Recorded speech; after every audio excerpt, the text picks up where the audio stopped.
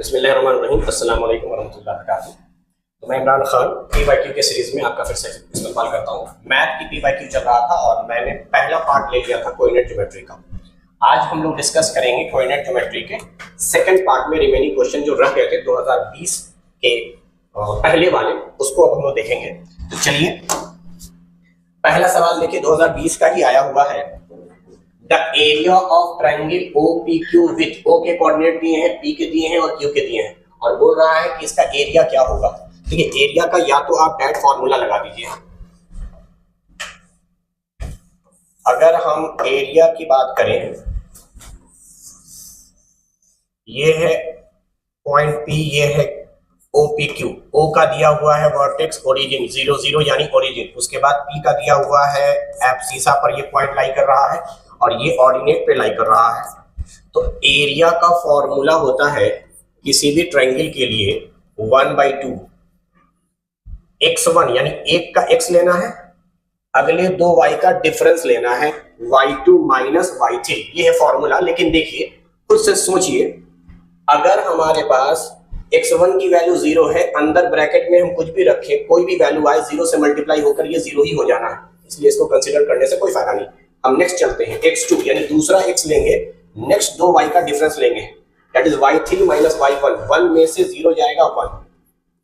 फिर तीसरा x3 लेंगे, ये भी इत्तेफाक से 0 आ गया। तो नेक्स्ट दो y का डिफरेंस लेने का कोई फायदा नहीं है, क्योंकि लेकर नेट रिजल्ट 0 ही आना है। तो इसका मतलब 0 प्लस 1 प्लस 0, ये हुआ 1। 1/2 इज द करेक्ट आंसर।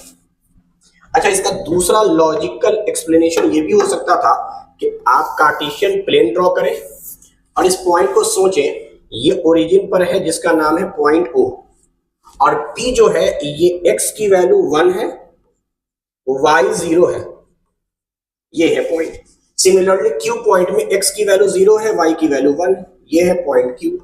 तो आपसे बोल रहा है OPQ, यानी अगर इनको मिलाएंगे तो एक राइट एंगल ट्रायंगल बनेगा। तो राइट एंगल ट्रायंगल का फॉर्मूला होता है 1/2 बेस, ये देखिए 0 से 1, ये बेस की वैल्यू 1 ही आई, और हाइट भी 0 से 1 ही आई। तो इस लॉजिक से भी एक्सप्लेन करेंगे तो एरिया 1/2 ही आएगा। चलिए नेक्स्ट क्वेश्चन की तरफ चलते हैं। अगला क्वेश्चन है, the point 3A O 0 3B A और 2B, ये तीन पॉइंट के कोऑर्डिनेट दिए हुए हैं। कह रहा है इन तीनों को मिलाएंगे तो क्या ये स्ट्रेट लाइन आएगा, यानी कोलिनियर पॉइंट्स है, इक्विलेटरल ट्रायंगल बनेगा, कोई ट्रायंगल बनेगा, राइट एंगल ट्रायंगल बनेगा। अब चूंकि इक्विलेटरल के भी ऑप्शंस हैं, तो हम लोग पहला अप्रोच डिस्टेंस फार्मूला लगाते हैं। चलिए हम ट्रायंगल जैसा फिगर एज्यूम कर लेते हैं। मुझे इस वक्त नहीं पता है कि ट्रायंगल बन भी रहा है कि नहीं बन रहा है, लेकिन चलिए हम ऐसे ही एक रफ स्केच ड्रॉ कर देते हैं। ये कोऑर्डिनेट दिया हुआ था, वो लीनियर है कि नहीं ये चेक करना है। क्या करें, डिस्टेंस फार्मूले के मदद से AB निकालें, और डिस्टेंस फार्मूला आपको पता है अंडर रूट, दोनों के x को हटाइए, 3A में से 0 माइनस हुआ, 3A का whole square that is 9A square. Similarly दोनों का b घटाइए, 3B में से 0 गया, 3B का स्क्वायर 9B स्क्वायर। 9 आप निकाल लीजिएगा कॉमन, उसका रूट निकलेगा 3 और रूट के अंदर रहेगा A square plus B square. ये डिस्टेंस आ गया AB वाले साइड का। अब इसी तरीके से हम निकाल रहे हैं BC।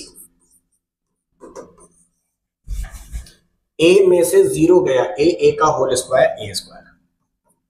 2B और 3B का डिफरेंस B होता है, B का स्क्वायर B स्क्वायर। तो इसका तो डिस्टेंस यही आया। चलिए CA निकालते हैं, थर्ड साइड। 3A में से A चला गया, दैट इज 2A का whole square 4A square. 2B में से 0 गया, फिर से आ गया 2B का स्क्वायर 4 कॉमन निकालेंगे, जिसका रूट 2 निकल कर आएगा, और ये बनेगा A square plus B square. जब आपको तीनों की यूनिट आ गई तो जरा देखें, यहाँ 3 के साथ ये चीज है, यहाँ 1 के साथ है, यहाँ 2 के साथ है। इसका मतलब ये छोटी साइड है, ये छोटी साइड है, और इन दोनों का सम ये हो रहा है। यानी अगर थोड़ी देर के लिए इस पूरे रूट को मैं x मान लो, तो यहाँ डिस्टेंस आया है 2x, यहाँ डिस्टेंस आया x, 2x plus x is equal to 3x। तो ये पॉइंट कोलिनियर है भाई। कोलिनियर है। इसका एरिया भी निकाल सकते थे, एरिया ऑफ ट्रायंगल इसका 0 आएगा। और दूसरी चीज जो मैं यहां बता रहा हूं वो स्लोप वाले लॉजिक से मैं बता रहा हूं, आपको करना क्या है, फॉर कोलिनियर, जब भी कोलिनियर होगा या चेक करना हो कोलिनियर है कि नहीं, तो आप क्या कीजिए, दो कॉन्सिक्यूटिव एक्स का डिफरेंस लीजिए। दो कॉन्सिक्यूटिव एक्स, 3 पॉइंट होंगे, एक का एक्स x1, दूसरे का एक्स x2, तीसरे का x3। तो दो consecutive x x1 minus x2 हुए, फिर नेक्स्ट टू हुआ x2 माइनस x3। दो लगातार x के डिफरेंस का रेशियो लीजिए, y का भी कॉन्सिक्यूटिव टर्म का डिफरेंस लीजिए। अगर ये रेशियो बराबर है तो कोलिनियर है, बराबर नहीं है तो कोलिनियर नहीं है। सिंपल सा अप्रोच, दो कॉन्सिक्यूटिव एक्स का डिफरेंस। चलो मैं इसी ट्रिक पे देखता हूं, 3a में से 0 जाएगा, ये दो कॉन्सिक्यूटिव एक्स का डिफरेंस हो गया, फिर 0 में से a चला जाएगा -a, तो इसका रेशियो आया -3/1 या -3। अब y की बात करें, दो कॉन्सिक्यूटिव y का डिफरेंस हो जाएगा 0 -3b, दैट इज -3b।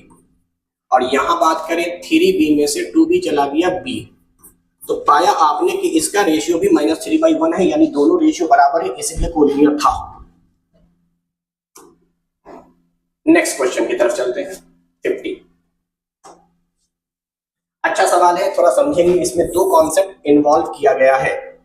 देखते हैं सवाल को। सवाल क्या है, 2019 में पूछा गया है, if the coordinate of 2 points a and b are respectively find the coordinate of any point. ये तीसरा पॉइंट है P, और इस तरह से है कि इक्वी डिस्टेंस है PA इक्वल टू PB, और साथ में इस ट्रायंगल का एरिया 10 यूनिट स्क्वायर आ रहा है। जरा फिगर अगर हम ड्रॉ करने की कोशिश करें, क्योंकि ये ट्रायंगल बना है, इसी का एरिया है 10, एरिया को मैं नीचे लिख दे रहा हूं, अंदर लिख दे रहा हूं, सॉरी, 10 यूनिट स्क्वायर आ रहा है। ये पॉइंट P है, ये पॉइंट A है, ये पॉइंट B है। जरा देखो, इसके कोऑर्डिनेट हमें निकालने हैं। Let us assume the coordinate of P point is xy। बाकी दो पॉइंट A और B का दिया हुआ है, A का दिया हुआ है 3, 4 और B का दिया हुआ है 5 -2,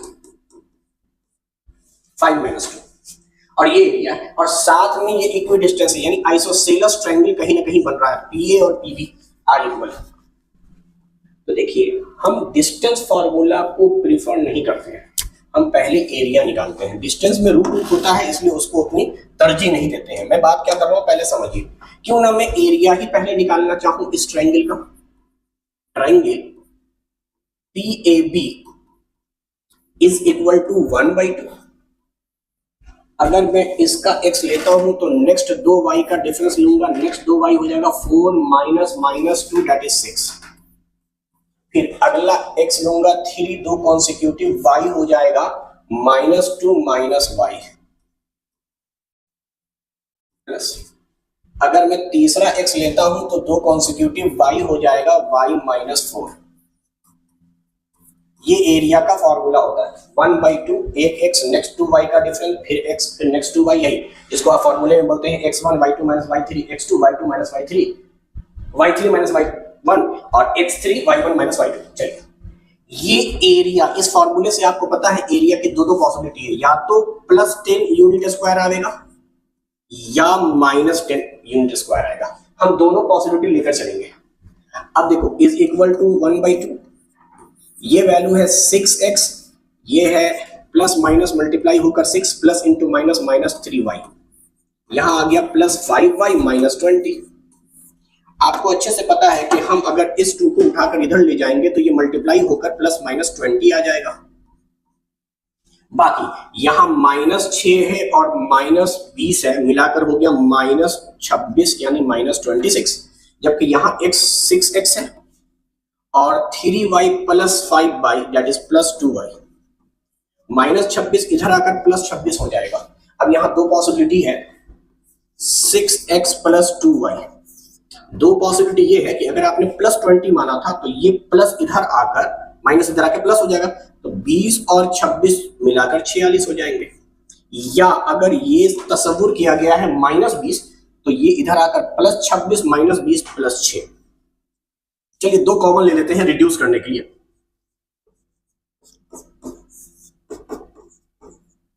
ये पॉसिबिलिटी आ रही है, दो से डिवाइड किया है ना, ये रिड्यूस करके आ रहा है, यानी हमारे इक्वेशन में x y की वैल्यू जो भी है ऑप्शन से रख कर देखिए 23 कहाँ पे आ रहा है, नहीं तो एक इक्वेशन ये बना, अगला इक्वेशन बनेगा इक्वी डिस्टेंस। अगर मैं इक्वी डिस्टेंस से नहीं बनाता हूं, मैं सीधे एरिया करता हूं और एरिया की दोनों पॉसिबिलिटी लेकर चलता हूं। चलिए ऑप्शन 1 के अकॉर्डिंग रखते हैं, अगर x की वैल्यू 7 है तो 7 into 3 that is 21 plus 2 23। Option satisfied करता है ये, यानी अगर आप पहले ऑप्शन में x और y की वैल्यू पुट कर दीजिए तो इक्वेशन 23 वाला, 3 वाला नहीं 23 वाला सेटिस्फाइड हो रहा है। आगे भी आप चेक कर सकते हैं जल्दी जल्दी। चलिए अगर हमने 1 चेक किया होता तो ये 1 इंटू 3 होता और फिर यहाँ -3 0 आता, जो कि पॉसिबल दोनों में से कोई इक्वेशन सेटिस्फाइड नहीं हो रहा है। ये वाला रखते हैं 4 3 12 12 प्लस 5 19, कोई इक्वेशन सेटिस्फाइड नहीं हो रहा है। 1 और 2 यानी 3 प्लस 2 5, कोई इक्वेशन सेटिस्फाइड नहीं हो रहा है। यही आंसर हो गया, दोनों पॉसिबिलिटी लेते हुए चलना है। तो ये बहुत ही अच्छा सवाल था जिसमें एरिया का भी कॉन्सेप्ट दिया है, साथ में इक्वी डिस्टेंस का भी कॉन्सेप्ट दिया है। अच्छा, इसी पर मेरे ख्याल से एक क्वेश्चन और आया है, मैं जानबूझकर पहले उसको कंसीडर कर लेता हूं। एक सवाल और पूछा गया था, yes this is the question, same question है, जरा गौर से देखें।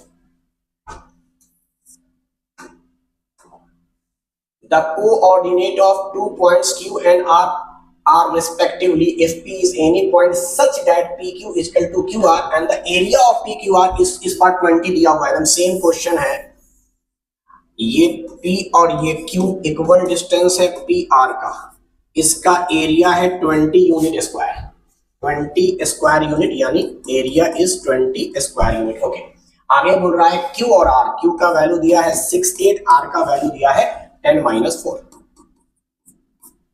P का कोऑर्डिनेट पूछा है और यहां ऑप्शंस दो दिए हुए हैं, ये या ये और ये और ये, इस तरह से। चलिए, तो मैंने क्या कहा था, मैंने कहा था कि हम सबसे पहले एरिया को प्रेफर करेंगे ना कि इक्वल डिस्टेंस। एरिया को प्रेफर करते हुए अगर हम बना रहे हैं तो triangle PQR is equal to 1/2। ये वाला x लिया, नेक्स्ट टू y को घटा दीजिए, y है 8 -4 प्लस 4 और 8 दैट इज 12। नेक्स्ट x है 6, दो लगातार y -4 -y। तीसरा x है 10, टू कॉन्सिक्यूटिव y का डिफरेंस हो जाएगा y -8।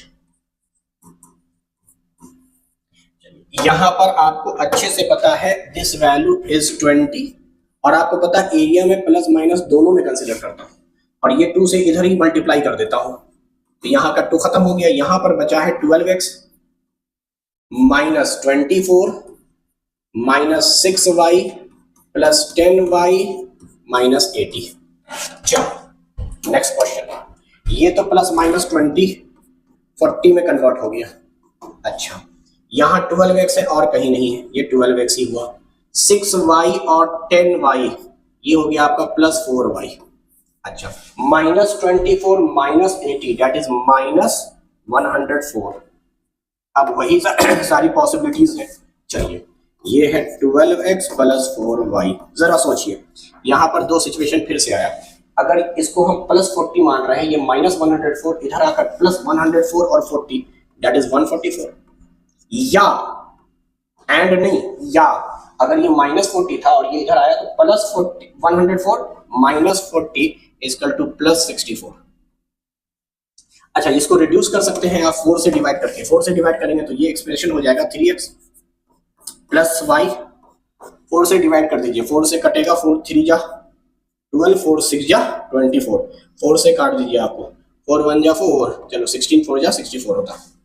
तो ये इक्वेशन हमारे पास आ गया। इक्वेशन से अब देखते हैं ऑप्शन में क्या दिया है, 11 और 3। 11 इंटू 3 33 प्लस 3 36। इस वाले से इक्वेशन सेटिस्फाइड हो रहा है। चलो 5 वाला रखते हैं इसको, और 5 3 या 15 प्लस 1 16, यानी पहला ऑप्शन पुट करते ही दोनों आंसर सही हो गए। दोनों आंसर बोले तो दोनों इक्वेशन सेटिस्फाइड हो रहा है।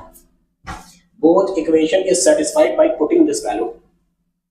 तो ये एक अच्छा तरीका है इस एक्सप्रेशन को समझने का।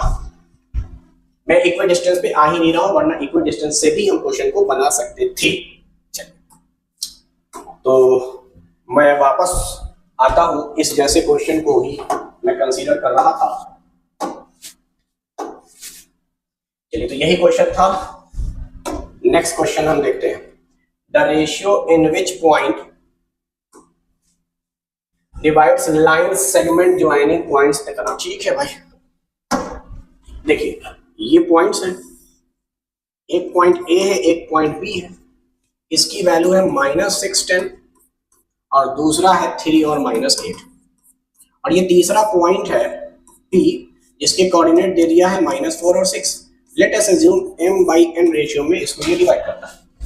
तो क्या हम लोग कर सकते हैं सेक्शन फार्मूले के हिसाब से कि जो पॉइंट ऑफ इंटरसेक्शन है उसके जो x की वैल्यू होती है वो mx2 होती है प्लस nx1 होती है divide by m plus n। अच्छा, रेशियो जो है वो सिर्फ एक से निकल जाएगा, चाहे आप -4 से निकालें चाहे आप +6 से निकालें, दोनों में से कहीं से निकालें आंसर आ जाएगा।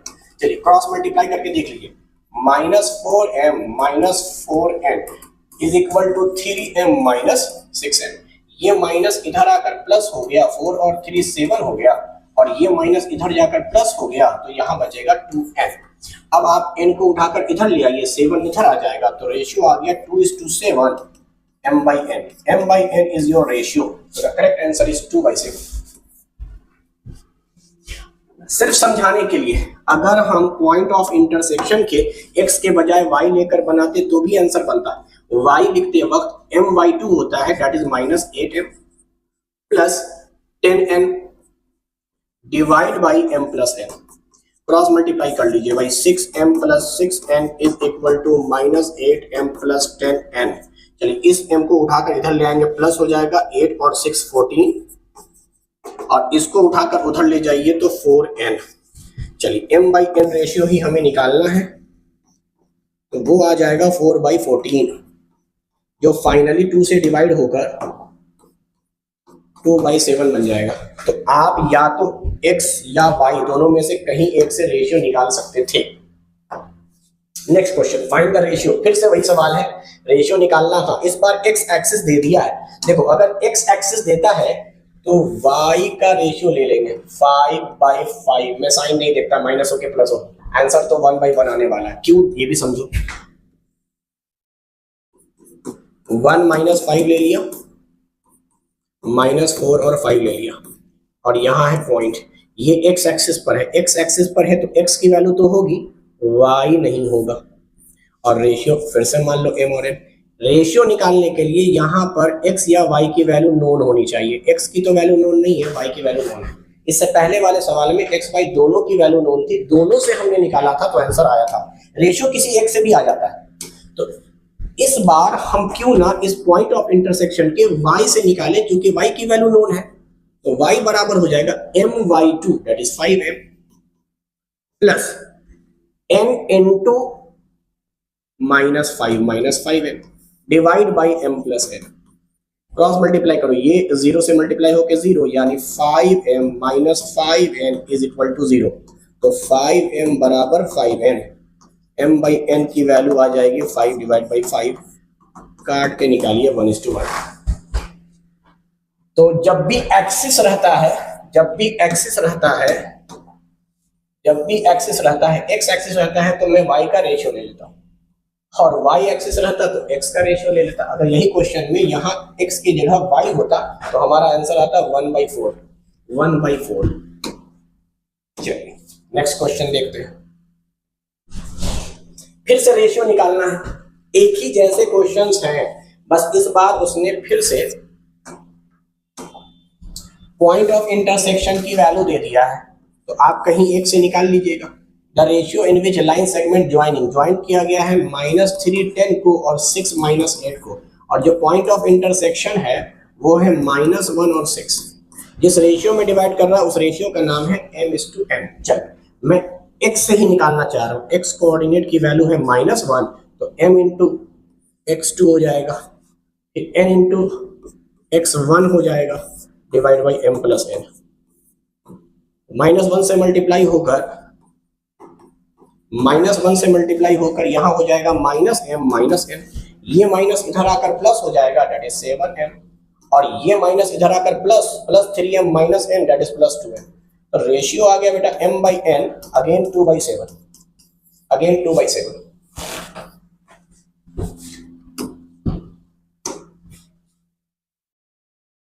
चलिए अगला सवाल सुनिए।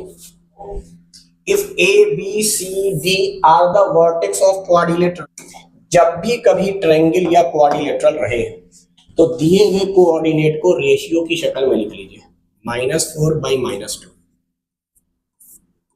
-3 बाई -5। ये ए का है, ये बी का है, ये सी का है, ये डी का है। अगर ट्रायंगल होते तो 3 ही वर्टेक्स देते, तीनों को रेशियो में लिखते। क्वाड्रिलेटरल है तो चारों को ले लिया और पहला वाला आपको रिपीट कर देना है, बस यही याद रखिएगा। पहला वाला कोऑर्डिनेट 2 बार लिखेंगे, फर्स्ट में और लास्ट में। इतना काम कर लीजिए, चाहे ट्रायंगल हो, चाहे क्वाड्रिलेटरल हो, चाहे पेंटागन, हेक्सागन, कोई भी पॉलीगॉन हो, आपको कोऑर्डिनेट रेशियो में लिख लेना है, पहला वाला रिपीट कर देना है, उसके बाद क्रॉस मल्टीप्लाई करना है। ये -4 और -5 मल्टीप्लाई होकर 20, ये -3 और -2 मल्टीप्लाई होकर +6, ये 3 × 3 9, ये -4, ये आपने पेयर बना लिया, मतलब एक टुकड़ा तैयार हो गया। ऐसे मल्टीप्लाई करने के बाद जो रिजल्ट था वो लिख दिया। अब अगली बार आप इनको ऐसे मल्टीप्लाई करें, -3 -2 दैट इज +6, -3 मतलब -5 और 3 -15, -2 और 2 -4, -3 और -4 -12। ये जो 2 पेयर बनाया है, एक बार ऊपर नीचे मल्टीप्लाई कर लिया, एक बार नीचे ऊपर, इन दोनों को घटाकर 2 से डिवाइड कर दीजिए। ये भी एक तरीका है एरिया ऑफ क्वाड्रिलेटरल निकालने का। चलिए यहां तो सब प्लस में है, बस ये माइनस था तो 9 में से ही 4 चला गया, 5 बचा, तो 20 + 6 26 + 5 31। पहला पेयर ये पूरा 31 आ गया था। यहाँ आइए, 6 है और ये -12 है, यानी -6 हो गया, -6 और 4 -10 और फिर 15 25 माइनस में, और ये माइनस +25 हो गया, +25 डिवाइड बाई 2, 5 1 6 3 और 2 5 डिवाइड बाई 2, ये तो 28 आ रहा है 20। अब आइए, ये तो हम डिस्कस कर चुके थे, यहां आते हैं। The ratio in which line segment joining इतना इज डिवाइडेड बाई अ, ये मैंने पार्ट 1 में भी पढ़ाया था आपको, अगर याद हो। ए बी, ए की वैल्यू है 2 4, बी की वैल्यू है 3 8, और एक लाइन इंटरनली इंटरसेक्ट कर रहा है x + 3y - 17 = 0। तो इसका मतलब इस पॉइंट पर जो x y है वो इस इक्वेशन को सेटिस्फाइड करेगा, और हमें रेशियो निकालना है। मान लेते हैं रेशियो m/n है, तो ऐसी सूरत में इसका सेक्शन फॉर्मूला लगाएंगे, x की वैल्यू वो निकालेंगे 3m + 2n divide by m + n। Similarly y निकाल लेंगे, तो वो आ जाएगा 8m + 4n divide by m + n। अब आप इस एक्सप्रेशन में पुट कर दीजिए जो वैल्यू निकाला है, x that is 3m + 2n divide by m + n। अच्छा, 3y का मतलब इसको 3 से मल्टीप्लाई कर दिए, तो न्यूमरेटर 3 से मल्टीप्लाई होकर हो गया 24m और 12n, डिनोमिनेटर m + n ही रहा। क्यों ना इस -17 को उठाकर उधर ले जाए तो +17। अब जरा देखिए, दोनों का डिनोमिनेटर सेम था तो m + n ही आया। इनको ऐड कर दीजिए, 24 और 3 दैट इज 27m। अच्छा, 2n और 12 दैट इज 14n। इधर ले जाएंगे तो क्रॉस मल्टीप्लाई होकर हो जाएगा 17m + 17n। चलिए 17 को इधर ले आएंगे तो 10m बचेगा, इस 14 को उधर ले जाएंगे तो 3n बचेगा। ठीक है, तो m/n की वैल्यू हो गई 3/10। The ratio is 3/10, option number A, option number A. अच्छा, इसका दूसरा तरीका भी है, ये तो है ही खैर बेसिक तरीका। दूसरा तरीका इसका ये है कि जब भी कभी लीनियर इक्वेशन दिया रहे तो हम इसी इक्वेशन में एक बार x1 y1 की वैल्यू, दूसरी बार x2 y2 की वैल्यू पुट कर देंगे, रेशियो आ जाएगा। रेशियो का फॉर्मूला अब ये हो जाएगा, ratio is equal to minus ऊपर जो भी x है वो a x1 में जनरल बात कर रहा हूं, by1 प्लस c1, या खैर कॉमन टर्म है c ही रहेगा, ax2 by2 प्लस c, और लीनियर इक्वेशन है ax plus by plus c equal to 0। जब भी लीनियर इक्वेशन रहेगा आपको वही लिखना है, x की जगह पे x1 y1, नीचे आप x2 y2 लेंगे। तो अब देखिए जो इक्वेशन दिया था उसके हिसाब से डायरेक्ट रेशियो निकालने का तरीका ये हो गया, x की जगह x1 जो कि होगा 2, फिर प्लस यहाँ 4 रख देंगे, 4 3 जा हो जाएगा ये 12, और आगे है -70 नीचे। अब x की जगह रखेंगे आप 3 और y की जगह रखेंगे 8, 8 3 जा 24 और आगे है -70। चलिए डायरेक्ट आंसर आ जाएगा, ये 12 और 2 14 हो गया, -17 यानी -3 और आगे माइनस दैट इज +3। नीचे आते हैं 24 और 3 27, 27 प्लस में 17 माइनस में यानी 10। इससे भी वही आंसर आया 3:10। चलिए नेक्स्ट क्वेश्चन की तरफ चलते हैं। देखिए ये क्वेश्चन भी लास्ट क्लास में हमने बताया था पार्ट 1 में ना, तकरीबन सेम टाइप का क्वेश्चन है। The point A which is equidistance, कोई पॉइंट है ए जो बराबर दूरी पर है पी और क्यू से, इसको पी मान लिया है, इसका कोऑर्डिनेट ए प्लस बी, ए माइनस बी दिया है, इसका coordinate B minus A plus B दिया है। इसको दोनों तरीके से हम बना सकते थे, क्यों ना हम ए को मान लेते हैं 2, बी को मान लेते हैं 1, तो इसका कोऑर्डिनेट हो गया 3, 2 माइनस 1 यानी 1, यहां माना गया 1 माइनस 2 माइनस 1, 2 प्लस 1 3। हम ये भी मान सकते हैं ए और बी की वैल्यू, या फिर यही रहने दे सकते हैं। और ये था एक्स वाई रिलेशन निकालना है, मैं दोनों से बताता हूँ। इक्वी डिस्टेंस है तो जाहिर सी बात है दोनों दूरी बराबर होगा, P A is equal to P B, squaring भी दोनों का आपस में बराबर होगा। तो अब बताओ, अगर मैं इस वाले फॉर्मूले से बनाता तो x minus A minus B का whole square plus y minus A plus B का होल स्क्वायर।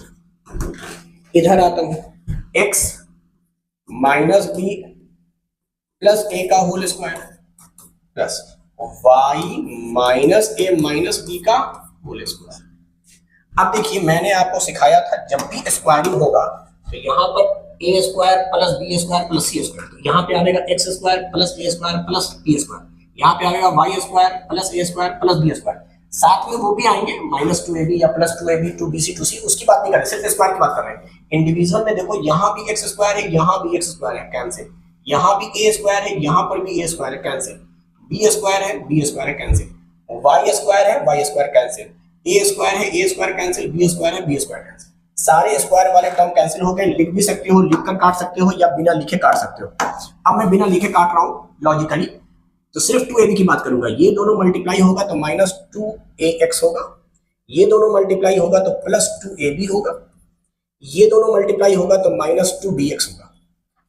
स्क्वायर के बाद 2ab 2bc 2ca वाला लॉजिक लगा लिया, फिर प्लस का साइन है, लेकिन यहां पर आप प्लस इंटू माइनस कीजिएगा, माइनस आएगा, -2ay, इन दोनों करेंगे -2ab, ab के सामने ab लिख दिया, और ये करेंगे तो आएगा +2by। ये हमने LHS में लिख दिया। अब RHS में आते हैं, यहां पर -2bx, ये आ जाएगा -2ab, ये आ जाएगा +2ax, यहां ये -2ay माइनस माइनस +2ab और लास्ट में -2by। तो ये तो कैंसिल आउट हो गया, ये तो कैंसिल आउट हो गया। -2ax कहीं पर देखें, यहाँ ax है, यहाँ ax है, तो ये प्लस में है, तो इसका मतलब इस पूरे पार्ट को उठाकर उधर ले जाओ और ये +2ab माइनस जाके उधर +4ax बन जाएगा। ये चलिए ये तो कट ही चुका है। bx, अच्छा दोनों सेम तरफ है, -2bx -2bx कैंसिल, ay ए वाई, अच्छा दोनों माइनस में है, ये भी कैंसिल आउट हो गया। यहाँ पर बचा है 2by, 2by, अच्छा इस माइनस को उठा के इधर ले जाओ तो +2 और +2 4by, और हम 4 कैंसिल कर देंगे, by बराबर ax, by बराबर ax, अच्छा तो यही है by बराबर ax। देखो इसको उठा के इधर ले जाओगे तो ax बराबर by, या इक्वेशन में बना लोगे तो यहाँ 0 बचेगा, ax minus by।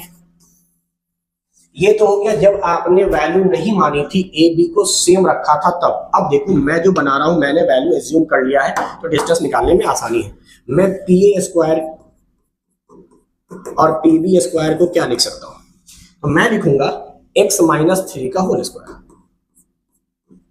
Plus y minus 1 का होल स्क्वायर। pb को क्या लिखूंगा, x minus -1 that is x plus 1 का होल स्क्वायर और y माइनस 3 का होल स्क्वायर। सेम वही अप्रोच, यहां भी स्क्वायर करोगे तो x स्क्वायर आएगा, यहां भी x स्क्वायर आएगा कैंसिल, y स्क्वायर आएगा, y स्क्वायर कैंसिल, 3 का स्क्वायर 9 आएगा, 3 का स्क्वायर 9 कैंसिल, 1 का स्क्वायर 1, 1 का स्क्वायर 1 कैंसिल, यानी सारे स्क्वायर कैंसिल हो गए, सिर्फ 2ab वाला बचा है। तो यहाँ पे 2ab आएगा -6x, यहाँ पे 2ab आएगा -2y, यहाँ पे आएगा 2abx, यहां पे आएगा 2ab -6y, ये बचेगा। तो अब देखिए सारे x एक तरफ ले आइए, इस -6 उधर जाकर हो जाएगा +6 और 2 दैट इज +8x, -6 इधर आके हो गया +6 और माइनस यानी 4y। तो इसका मतलब y बराबर 2x, इक्वेशन की शक्ल में लाएंगे 2x माइनस y बराबर 0। अच्छा देखो 2 किसको बोले थे, 2 तुमने बोला है a को, तो 2 की जगह a लिख दो, ax माइनस y 1 लिख सकते हैं, y को by लिख सकते हैं क्योंकि आगे 1 है, 1 की वैल्यू b थी। तो जाहिर सी बात है अगर आप वैल्यू एज्यूम कर रहे हैं तो लास्ट में आप पुट कर दीजिए, या तो आप ए बी के टर्म में निकालें, ए बी को नंबर मान लें, लास्ट में जो आएगा उसको नंबर में ए बी में कन्वर्ट करके लिख लें, ये आंसर आ गया भाई। तो ऐसा क्वेश्चन हमने पहले भी देखा था, क्वेश्चन नंबर 23 है। The point A B C are collinear, the value of K. चलो पहले मैं टिक पे बताऊं क्या कोलिनियर के, ये बताया था दो लगातार x का डिफरेंस, 2 में से 4 चला गया, क्या -2 आया, फिर 4 में से 6 चला गया, -2 आया, इज इक्वल टू 3 में से k चला गया, 3 माइनस k, और k में से -3 गया तो k प्लस 3, ये तो कट के 1 हो गया, क्रॉस मल्टीप्लाई करोगे यहाँ आएगा k प्लस 3 बराबर 3 माइनस के, ये माइनस के आके इधर हो जाएगा दैट इज, और ये इधर चला जाएगा तो -3 प्लस 3 यानी 0, तो k की वैल्यू आ जाएगी 0, k की वैल्यू आ जाएगी 0। दूसरा, क्या मैं एरिया निकाल लूं, एरिया की वैल्यू 0 कर दूं, एरिया निकालूं, अच्छा एरिया भी मैं ट्रिक से निकाल सकता हूं, क्या मैं इसको रेशियो वाले तरीके से बनाऊं, पहला दूसरा तीसरा और फिर पहला वाला रिपीट। ट्रायंगल का निकालना हो, क्वाड्रिलेटरल का निकालना हो, एरिया निकल सकता है, 2 को k से मल्टीप्लाई किया 2k, इन दोनों को मल्टीप्लाई किया -12, इन दोनों को मल्टीप्लाई किया +18, एक पेयर बन गया, is equal to 4 × 3 that is 12, 6k और यहाँ -6। अच्छा मैंने दोनों पेयर को इसलिए बराबर किया क्योंकि कोलिनियर में दोनों पेयर बराबर होंगे तभी एरिया 0 आएगा। मैंने ये बताया ना एरिया निकालने का तरीका, एक बार ऊपर नीचे मल्टीप्लाई करके एक पेयर, एक बार नीचे ऊपर मल्टीप्लाई करके दूसरा पेयर, फिर दोनों को घटाते हैं, 2 से डिवाइड करते हैं, ये तो एरिया निकालने का। लेकिन 0 लाने के लिए घटाने वाली चीज बराबर होनी चाहिए, इसलिए हमने एक पेयर बना लिया, दूसरा पेयर को बराबर कर लिया। चलो यहाँ से 2k + 6 आएगा, यहाँ से निकालो 6k तो है, 12 में से 6 गया फिर से 6, अच्छा दोनों तरफ कट गया तो सिर्फ k बचा है, बाकी 0 है तो k की वैल्यू 0 आएगी, k की वैल्यू 0 आएगी। बाकी आप एरिया निकाल सकते हैं बेसिक तरीके से भी। नेक्स्ट क्वेश्चन,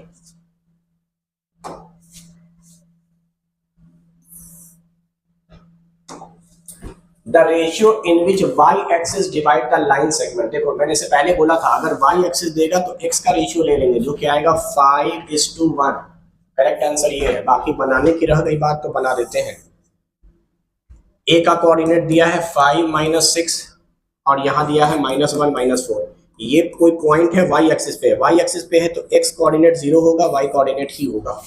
अब आप निकाल लीजिए रेशियो m/n, रेशियो तो एक कोऑर्डिनेट से निकल जाता है तो 0 बराबर x की वैल्यू निकालिए, m से -1 मल्टीप्लाई -m, n से 5 multiply +5n divide by total that is m + n। इसको उठाकर इधर ले जाएंगे, कुछ नहीं, 5n बराबर m, ये इधर आ गया 0, 5n -m बराबर 0, -m को उधर ले गए तो यहाँ 5/1 बचा, m/n बचा, रेशियो आ गया 5:1। तो मेरे ख्याल से 2015 तक हो गया, इतना ही था। तो कोऑर्डिनेट ज्योमेट्री में मैंने आपको 2025 से लेके 2015 तक के क्वेश्चंस बना दिए हैं। चलिए, थैंक यू।